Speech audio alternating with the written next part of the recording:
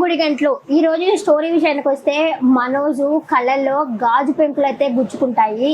ఏం జరిగింది అన్న స్టోరీ వివరంలోకి పోతే ఈ రోజు వచ్చేసి మనోజు బయట బోర్డు రోహిణి తీసి బోర్డు అయితే ఇచ్చేస్తుంది కదా, ఆ బోర్డు అయితే కొట్టుకోవడానికి వెళ్తాడు. ఎందుకంటే అది ఊడిపోతే నాకు ఊడుతుంది అందరి చేతిలో అని చెప్పేసి కొట్టుకోవడానికి పోతేసి పార్కులో ఒక అతను ఉంటాడు కదా, అతనితో పాటు పడుకునే అతను వస్తాడనమాట. వచ్చేసి ఇతనితో మాట్లాడడానికి వస్తే నాకు అసిస్టెంట్ కావాలనుకుంటున్నా, నువ్వు సమయానికి వచ్చావు అని చెప్పనేసి మనోజ్ అయితే అతనికి బోర్డు ఇచ్చి చీలగొడతా ఉంటాడు. ఇంకా అతనుండి అలా కాదు కొట్టాల్సింది, ఈడ్చి కొట్టు అని చెప్పేసరికి సరే అని చెప్పి ఈడ్చి అట్లా కొట్టేసరికి ఆయన చెయ్యికి అయితే దెబ్బ తగులుతుంది.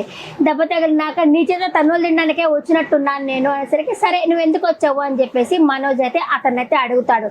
ఏమీ లేదు, మా చెల్లెల్ని ఇలా కాలేజీలో జాయిన్ చేయాలి అనుకుంటున్నాను, ఏది చదివితే బాగుంటుందో నిన్ను అడిగి తెలుసుకుందామని వచ్చాను అనేసరికి చూసావా నన్ను కనుక్కోవడానికి వచ్చి మంచి పని చేసావు, నాకు బాగా చదువుకున్నాను కదా దాని గురించి అడగడానికి వచ్చావా అంటే కాదు నువ్వు డిగ్రీలు చేసావు కదా, అవి కాకుండా ఇంకేదైనా చదివితే బాగుంటుంది అనుకోవడానికి వచ్చాను అంటే ఇదెందుకు చదవకూడదు అంటే ఇప్పుడు నువ్వు అన్ని డిగ్రీలు చేసావు కదా, దానివల్ల నీకేమైనా యూజ్ వచ్చిందా, రాలేదు కదా, అందుకే కనుక్కోవడానికి వచ్చాను అని చెప్పేసి అంటాడు. ఇంకా లోపలికి వెళ్ళిన తర్వాత నేనే బాగా చదువుకున్నాను, ఇంకెవరు నన్ను బాగా చదివించలేదు అని అయితే మనోజ్ మాట్లాడతాడు. అక్కడ బాలు ఉంటాడు, మీనా ఉంటుంది, ఇద్దరు సరికి నాన్న నన్ను చదివించింది ఏమీ లేదు, నేనే బాగా చదువుకున్నాను అని చెప్పేసి అతనితో వాళ్ళ ఫ్రెండ్తో అంటా ఉండేసరికి బాలు ఉండి చెప్పు మళ్ళీ చెప్పు అంటే అవును నానేమో కండక్టరు అదే డ్రైవరు, ఆయన ఏం చదివించాడు, ఆయన చదువుకోలేదు, నేనే చదువుకున్నాను, అన్ని డిగ్రీలు నేనే చేశాను, చాలాసార్లు ఫెయిల్ అయ్యాను, మళ్ళీ రాశాను, మళ్ళీ చదివాను, నేనే చదువుకున్నాను, నన్ను ఎవరు చదివించలేదు అనేసరికి బాలుకైతే కోపం వస్తుంది. అది తప్పే కదా, ఇప్పుడు అమ్మ నాన్న చదివించలేకపోతే మనం అయితే చదువుకోలేం కదా, వాళ్ళు కష్టపడి చదివించడం వల్లే మనం చదువుకున్నాం, కానీ ఆ కృతజ్ఞత ఉండాలి కదా, అలా కృతజ్ఞత లేకుండా మాట్లాడేసరికి వాళ్ళకైతే కోపం వస్తుంది. కోపం వచ్చి ఏ చేతిలో ఏ బోర్డు ఉందో ఆ బోర్డుని అయితే 4 పీకుతాడు అనమాట. పీకినప్పుడు మనోజ్ అమ్మ అని పిలుస్తాడు. అమ్మ అంటే అమ్మ కూర్చి కదా, అమ్మ అని పిలిచేసరికి అమ్మ వస్తుంది, ఇంకా నాన్న అందరూ వస్తారు. అనేసి ఎందుకురా వాడిని కొడుతున్నావు అనేసి వాళ్ళ అమ్మ అడిగితే ఏం చెప్పాడో తెలుసా, అతను ఎవ్వరు చదివించలేరు, తను ఒక్కటి చదువుకోనని చెప్పారు, నాన్న అంత కష్టపడి చదివించాడు కదా అనేసరికి వాళ్ళ నాన్న ఏం మాట్లాడు కామ్గా ఉంటాడు. ఇంకా మీ అమ్మాయికి కానీ రోహిణికి కానీ అందరికీ వచ్చేసి ఎందుకు అతన్ని కొడుతున్నావు అని అంటున్నారు, కానీ ఇలా అనడం తప్పు అని ఎవరు అనాలి. ఆఖరికి ఆ ప్రభావతి కూడా అనడం లేదు. వాళ్ళ అమ్మ వచ్చేసి ఎందుకురా బండోడా వాడిని ఎందుకు కొడుతున్నావు అని చెప్పి అనేసరికి నాకు కోపం వస్తుంది. బండోడో ఏమో ఒక్క మాట వాళ్ళ నాన్నని అనేసరికి అంతలానే కోపం వచ్చింది. మీరు అయితే కనీసం మీ ఆయన అంటున్నప్పుడు కనీసం మీకు కోపం కూడా రాలేదు అని చెప్పేసి మీనా కూడా అయితే మాట్లాడుతుంది. ఆయన కూడా వాళ్ళ నాన్న వచ్చేసి వదిలేలేరా అనేసరికి ఇదిగో ఈ విధంగా మాట్లాడుతున్నాడు కాబట్టి అతనికి కళ్ళు పోతాయి అని చెప్పేసి అయితే బాలు అయితే అంటాడు. వాళ్ళ నాన్న ఉండేసి వద్దులేరా అలా అనకు, పైన తదాస్తు దేవతలు ఉంటారు, నువ్వు అనబాక, ఇప్పటికీ నువ్వు 2-3 సార్లు అన్నావు, ఇంకా అనొద్దు అనేసరికి ఇంకా రోహిణి ఉండేసి పెద్ద మునీశ్వరుడు దిగొచ్చాడని చెప్పేసి కళ్ళు పోతాయా అని మాట్లాడుతున్నావా, రా మనోజ్ మనం పోదాము అని చెప్పేసి ఇలా మనోజ్ నట్టి తీసుకొని అయితే వెళ్ళిపోతుంది అనమాట. అప్పటికి వీళ్ళకి పాపము ఏదో అనిపిస్తూ ఉంటుంది ఆ ప్రభావతికి కానీ ఎందుకు ఇట్లా అన్నాడా అని. అది కూడా కాకుండా వాళ్ళు పదే అనేసరికి ఎవరికైనా బాధేస్తుంది కదా, ఒకవేళ అది ఏమైనా జరగచ్చేమో అని చెప్పేసి ఎవరికైనా బాధేస్తుంది కదా. ఇంకపోతే మనోజు ఆఫీస్కి వెళ్ళి వర్క్ చేసుకుంటా ఉంటాడు, ఫర్నిచర్ షాప్కి అయితే వెళ్ళుంటాడు. అంతలోపల ఒక అసిస్టెంట్ వచ్చి లోడ్ దించమంటారా అంటే దించు అని చెప్పని అంటాడు. ఇన్నాళ్ళు ఎక్కడికి పోయావు అని అడుగుతాడు మనోజు. అడిగేసరికి లేదు పనుండి పోయాను అనేసరికి సరే పద లోడ్ దించుకున్నాం పద అని చెప్పేసి అయితే వాళ్ళైతే వెళ్తారనమాట. అక్కడికి మటన్ కోటు మాణిక్యం ఉన్నాడు కదా, అతనైతే వస్తాడు. ఎందుకు అంటే ఫర్నిచర్ కోసం వస్తాడు. అప్పుడే దానికి ముందరైతే మనోజ్తో రోహిణి మాట్లాడుతూ ఉంటుంది.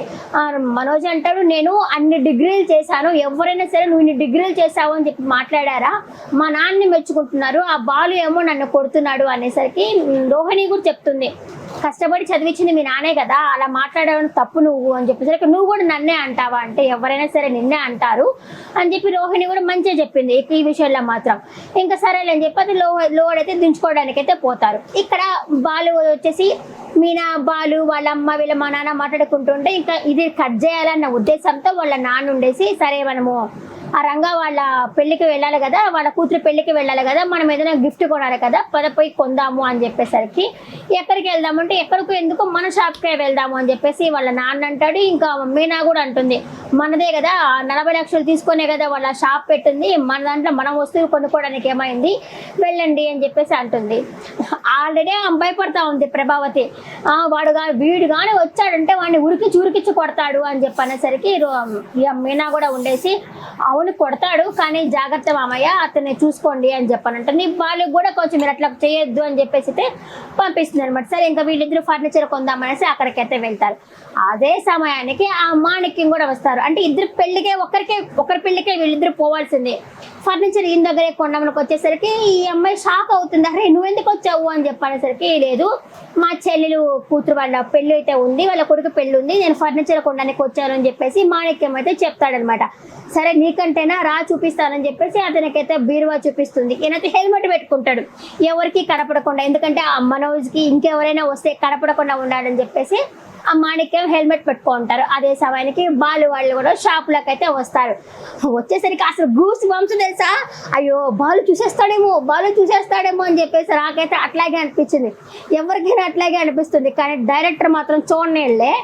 ఇంకొచ్చేసి అతనేమో అమ్మాయి చెప్తుంది జాగ్రత్త అంటే, సరే నేను హెల్మెట్ పెట్టుకొని పోతానులే పాప అని చెప్పేసి ఆయన పాప అంటాడు కదా ఆయన, సరే అని చెప్పి హెల్మెట్ పెట్టుకొని పోతా ఉండేసరికి బాలు చూస్తూ ఉంటాడు. చూసి, ఏమండి మీరు ఎందుకు అందరూ గాలి కోసం బయట వెళ్ళేటప్పుడు హెల్మెట్ పెట్టుకుంటారు, మీరు ఎందుకు లోపల హెల్మెట్ పెట్టుకున్నారంటే, నాకు దుమ్ము అంటే పడదు అందుకే పెట్టుకున్నాను అని చెప్తాడు ఆ అమ్మస్తాను. మళ్ళీ కొంచెం దూరం పోగానే మళ్ళీ పిలిచేసరికి రోహిణి ఉండి, ఎందుకు బాలు అతన్ని పిలుస్తున్నావు, అతని కస్టమర్ అనేసరికి ఇలా అనేసి వెళ్ళిపోతాడు. వెళ్ళేసి ఏమండి మీ ఫోన్ అక్కడ మర్చిపోయి వచ్చారు అని చెప్పేసరికి మళ్ళీ వచ్చి సారీ అని చెప్పి ఆ ఫోన్ అయితే తీసుకొని అయితే బయలుదేరేస్తాడు అనమాట. వాళ్ళ నాన్న దగ్గరకు వచ్చి అంటాడు, చూసావు నాన్న నేను ఫోన్ ఇచ్చినా కానీ అతను నాకు మాట్లాడిన కూడా మాట్లాడలేదు అతను అనేసరికి, పోనీలేరా అతను ఏదో టెన్షన్లో ఉన్నాడులే అని చెప్పేసి అయితే చెప్తాడనమాట. సరే ఇంకా ఫర్నిచర్ కావాలి కదా, ఫర్నిచర్ చూపియమ్మా అని చెప్పేసరికి చూపిస్తుంది, రమ్మని చెప్పంటుంది. బాలు ఉండేసి, మా నాన్న దగ్గర డబ్బులు తీసుకోబాక, మీరు ఆల్రెడీ మా నాయనకి డబ్బులు ఇవ్వాలి కదా, దాంట్లో చెల్లబెట్టుకో అనేసరికి వాళ్ళ నాన్న ఉండే, అదేమీ లేదులేమ్మా నేను డబ్బులు ఇచ్చే కొనుక్కుంటాను, నువ్వు ఫర్నిచర్ చూపియమ్మా అని చెప్పేసరికి ఇంకా డైనింగ్ టేబుల్ అదైతే చూపిస్తూ ఉంటుంది అనమాట.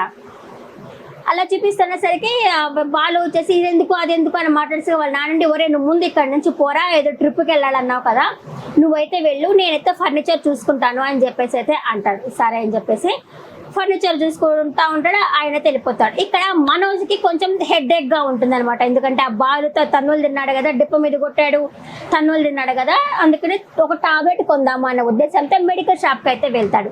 మెడికల్ షాప్కి వెళ్తున్నప్పుడు ఆ 30 లక్షలు తీసుకున్నాడు కదా, అదే ఇల్లు కొనిస్తానని చెప్పేసి 30 లక్షలు తీసుకున్నాడు కదా, ఆయన అయితే ఎదురుపడతాడు అనమాట. ఎదురుపడేసరికి ఇలా డాష్ ఇచ్చుకొని ఓ సారీ అని చెప్పి మనోజ్ చెప్తాడు.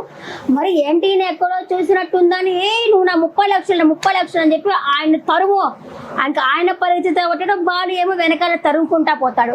అలా తరుముకొని పోతా ఉన్నప్పుడు ఒక ఆమె ఏమో ఆకుకూరలు అమ్ముతుంటుంది, ఆమెని గుద్దుకొని పోతాడు. ఒక ఆయన ఏమో పాలు అమ్ముతా ఉంటాడు, ఆయన్ని గుద్దుకొని పోతాడు. ఆమె ఇతను తరుముకుంటా వస్తుంది, ఆ పాలైనా ఇతను తరుముకుంటా వస్తారు. ఒక ఆయన ఎక్స్ తీసుకొని పోతుంటాడు, ఆయన్ని గుద్దుకొని పోతాడు మనోజు, ఆయన తరుముకొని వస్తాడు, పరిగెత్తుకొని పోయి వీళ్ళంతా వస్తారు, వీళ్ళంతా తరుముకొని పోతా ఉన్నాడు. మనోజు పోయి ఒక కారు ఉంటుంది, ఆ కారుకి ఇట్లా డాష్ ఇచ్చుకుంటాడు, కళ్ళలోకి గాజు పెంకులు పోతాయి పాపము, అక్కడే పడిపోతాడు అతను. ఇంకా తరుముకొని వచ్చిన వాళ్ళు కూడా అయ్యో యాక్సిడెంట్ అయింది అని చెప్పేసి అయితే వాళ్ళైతే ఆమె దగ్గరికి వస్తారు. ఇంకా ఇంట్లో వచ్చేసి ప్రభావతికి పొరబోతుంది, ఏదో తింటా ఉంటుంది, పొరబోతుంది. ఇంకా మీ అమ్మాయి ఉంది కదా మీరు ఇలా తడుతుంది అనమాట. తట్టేసరికి ఎందుకు అంత పెద్దగా తడుతున్నావు అని అడుగుతుంది. ఇక పక్కనే శృతి కూడా ఉంటుంది, నిన్ను తీసుకుని రోకల బొండ తీసుకొని తట్టాలా అనేసరికి అక్కడ రవి ఉండి అమ్మాయి నోరు మూస్తాడు. ఈ ప్రభావతికి ఈమె గురువు, ఈ అమ్మాయి అసలు గురువు. నేను ఎంత మంచి చేసినా మంచి చేయలేదనే చెప్పొద్ది ఆమె. ఏమీ లేదులే మేము రోటి పచ్చడి చేద్దాం అనుకుంటున్నాం అంటే, లేదులే నాకు వినిపించింది రోకల బొడ్డ తీసుకొని కొడతానని చెప్తుంది కదా అని చెప్పేసి అనేసరికి, అదేమీ లేదులే అమ్మా అని చెప్పేసి అనేసరికి ఇంకా మీనా కూడా ఉంటుంది, నేనే మంచిగా కదా తట్టాను కదా అని చెప్పేసి అనేసరికి సరే ఇంకెందుకులే అనేసి వాటర్ ఇస్తుంది, వాటర్ తాగుతుంది. నాకు 2 కళ్ళు అదురుతున్నాయి అనేసరికి ఇంకా రవి ఉండి అంటాడు, నీకు వచ్చేసి మనోజ్ రోహిణి కదా 2 కళ్ళు అనేసరికి అవును అని చెప్పి అంటుంది. అవును అంటుంది, కాదులేరా మీరు నా బిడ్డలే అందా ఆమె నోటితోటి. అవును అనేసరికి రోహిణి దగ్గర నుంచి ఫోన్ కాల్ వస్తుంది. ఫోన్ వచ్చిన తర్వాత ఒకవేళ బిజినెస్లో మంచి డబ్బులు వస్తున్నాయేమో అందుకే నాకు ఫోన్ చేసినట్టుందా అని చెప్పేసి ఫోన్ లిఫ్ట్ చేస్తే అమ్మాయి అయితే అటు పక్క నుంచి ఏడేస్తూ ఉంటుంది, అత్తయ్య అత్తయ్య అని చెప్పి ఏడ్చేసి మనోజ్కి యాక్సిడెంట్ అయింది అని చెప్పేసరికి ఇంక అందరూ షాక్ అవుతారు. పాపం బాలు ఊరికినే అన్నాడు అంతే, ఆయన దబాయిస్తాడు కానీ అతనంటే ప్రేమ లేకుండా ఉంటుందా అలాంటిసరికి అందరూ షాక్ అవుతారు. ఇంకా పెద్దానికి మొదలే ఆయనకి హార్ట్ పేషెంట్ ఆయన. ఇంకా అందరూ గబగబా హాస్పిటల్కి అయితే వచ్చేస్తారు. అక్కడ రోహిణి ఉంటుంది కానీ ఏం చెప్పలేదంట, ఏం జరిగింది ఏమీ చెప్పలేదు. ఇంకా వీళ్ళమ్మ వచ్చి సేపు అతనే తిడతా ఉంది, నీ వల్లే నువ్వు ఉదయం ఇలా అన్నావు అందుకే అతనికి అయింది అనేసరికి ఏమైంది రోహిణి అంటే ఏమీ లేదు, బజార్లో పడిపోయినట్టున్నారంట, నాకైతే ఆ ఫర్నిచర్ షాప్కి ఫోన్ వచ్చింది, నేను పరిగెత్తుకొని వచ్చాను నేను అని చెప్పేసి తను చెప్తుంది. ఇంకా డాక్టర్లు అయితే అతనైతే తీసుకొస్తారు. ఆ కంట్లో గాజు పెంకులు పోయినాయి, అందువల్ల సర్జరీ చేసి ఆ గాజు పెంకులను అయితే తీసేసాము అని అయితే చెప్తారనమాట. అదే ఈ రోజు జరిగిన ఎపిసోడ్. నెక్స్ట్ ఎపిసోడ్లో మళ్ళీ కలుస్తాను. కొంచెం ఫన్ కొంచెం ఎమోషనల్ అనిపించింది ఈ రోజు ఎపిసోడ్ పట్ల. మీ అభిప్రాయాన్ని కమెంట్ సెక్షన్లో కమెంట్ చేయండి. నెక్స్ట్ వీడియోలో మళ్ళీ కలుస్తాను. టాటా బాయ్ బాయ్ నమస్తే.